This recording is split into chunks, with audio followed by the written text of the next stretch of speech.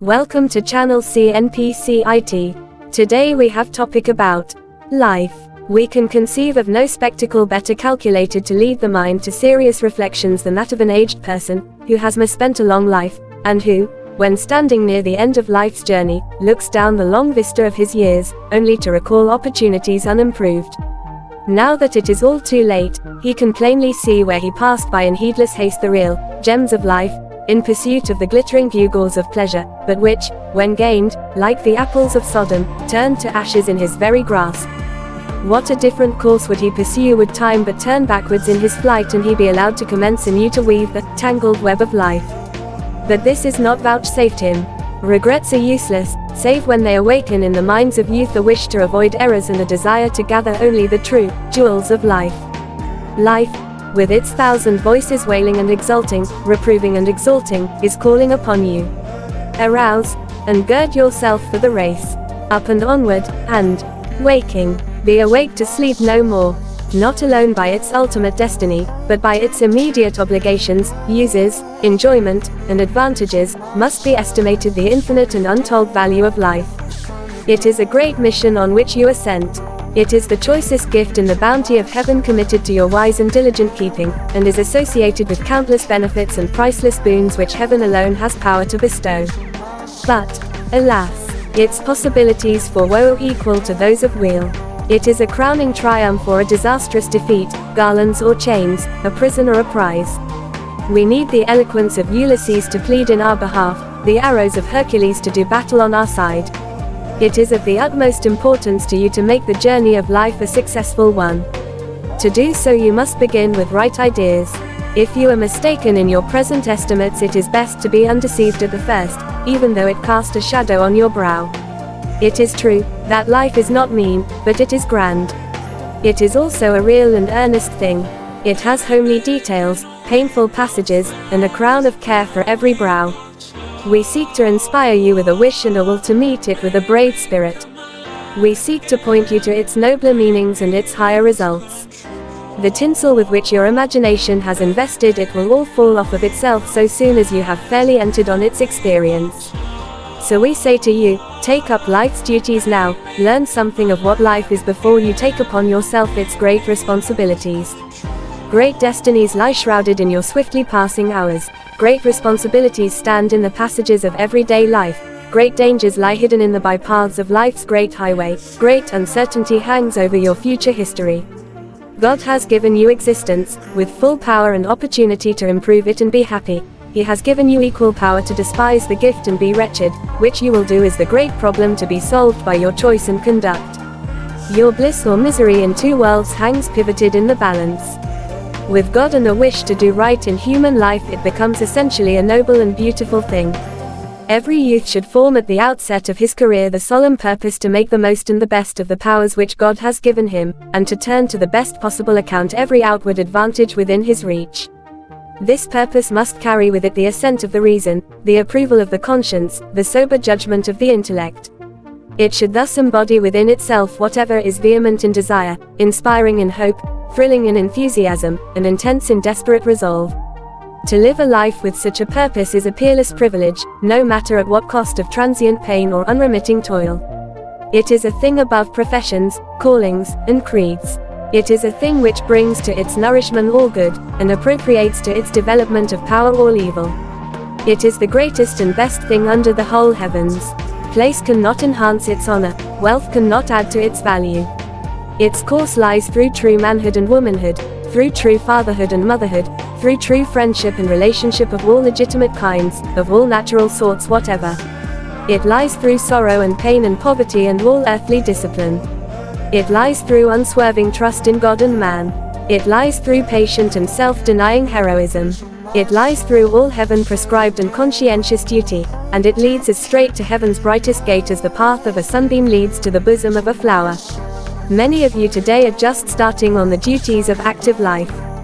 The volume of the future lies unopened before you. Its covers are illuminated by the pictures of fancy, and its edges are gleaming with the golden tints of hope.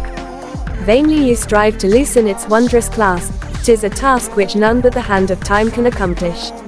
Life is before you, not earthly life alone, but life, a thread running interminably through the warp of eternity. It is a sweet as well as a great and wondrous thing. Man may make life what he pleases and give it as much worth, both for himself and others, as he has energy for. The journey is a laborious one, and you must not expect to find the road all smooth. And whether rich or poor, high or low, you will be disappointed if you build on any other foundation. Take life like a man. Take it just as though it was as it is, an earnest, vital, essential affair. Take it just as though you personally were born to the task of performing a merry part in it, as though the world had waited for your coming. Life for something, and for something worthy of life and its capabilities and opportunities, for noble deeds and achievements. Every man and every woman has his or her assignments in the duties and responsibilities of daily life. We are in the world to make the world better, to lift it up to higher levels of enjoyment and progress, to make the hearts and homes brighter and happier by devoting to our fellows our best thoughts, activities, and influences. It is the motto of every true heart and the genius of every noble life that no man liveth to himself, lives chiefly for his own selfish good. It is a law of our intellectual and moral being that we promote our own real happiness in the exact proportions we contribute to the comfort and happiness of others. Nothing worthy the name of happiness is the experience of those who live only for themselves, all oblivious to the welfare of their fellows. That only is the true philosophy which recognizes and works out the principle in daily life that life was lent for noble deeds. Life embraces in its comprehensiveness a just return of failure and success as the result of individual perseverance and labor. Life for something definite and practical. Take hold of things with a will, and they will yield to you and become the ministers of your own happiness and that of others. Nothing within the realm of the possible can withstand the man or woman who is intelligently bent on success. Every person carries within the key that unlocks either door of success or failure. Which shall it be? All desire success. The problem of life is its winning. Strength, bravery, dexterity, and unfaltering nerve and resolution must be the portion and attribute of those who resolve to pursue fortune along the rugged road of life. Their path will often lie amid rocks and crags, and not on lawns and among lilies. A great action is always preceded by a great purpose. History and daily life are full of examples to show us that the measure of human achievements has always been proportional to the amount of human daring and doing. Deal with questions and facts of life as they really are. What can be done, and is worth doing, do with dispatch. What cannot be done, or would be worthless when done, leave for the idlers and dreamers along life's highway. Life often presents us with a choice of evils instead of good, and if anyone would get through life honorably and peacefully, he must learn to bear as well as forbear, to hold the temper in subjection to the judgment, and to practice self-denial in small as well as great things. Human life is a watchtower. It is the clear purpose of God that everyone, the young especially, should take their stand on this tower, to look, listen, learn, wherever they go and wherever they tarry. Life is short, and yet for you it may be long enough to lose your character, your constitution, or your estate, or, on the other hand, by diligence you can accomplish much within its limits.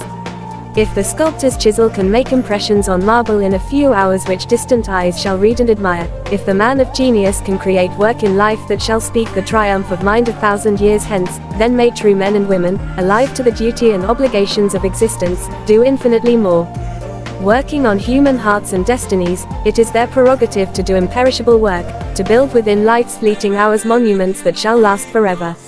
If such grand possibilities lie within the reach of our personal actions in the world, how important that we live for something every hour of our existence, and for something that is harmonious with the dignity of our present being and the grandeur of our future destiny. A steady aim, with a strong arm, willing hands, and a resolute will, are the necessary requisites to the conflict which begins anew each day and writes upon the scroll of yesterday the actions that form one mighty column wherefrom true worth is estimated. One day's work left undone causes a break in the great chain that years of toil may not be able to repair. Yesterday was ours, but it is gone. Today is all we possess, for tomorrow we may never see. Therefore, in the golden hour of the present the seeds are planted whereby the harvest for good or evil is to be reaped. To endure with cheerfulness, hoping for little, asking for much, is, perhaps, the true plan. Decide at once upon a noble purpose, then take it up bravely, bear it off joyfully, lay it down triumphantly. Be industrious, be frugal, be honest, Deal with kindness with all who come in your way, and if you do not prosper as rapidly as you would wish, depend upon it, you will be happy. The web of life is drawn into the loom for us, but we weave it ourselves. We throw our own shuttle and work our own treadle. The warp is given us, but the woof we furnish, find our own materials, and color and figure it to suit ourselves. Every man is the architect of his own house, his own temple of fame. If he builds one great, glorious, and honorable, the merit and the bliss are his.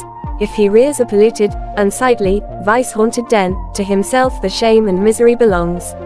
Life is often but a bitter struggle from first to last, with many who wear smiling faces and are ever ready with a cheerful word, when there is scarcely a shred left of the hopes and opportunities which for years promised happiness and content.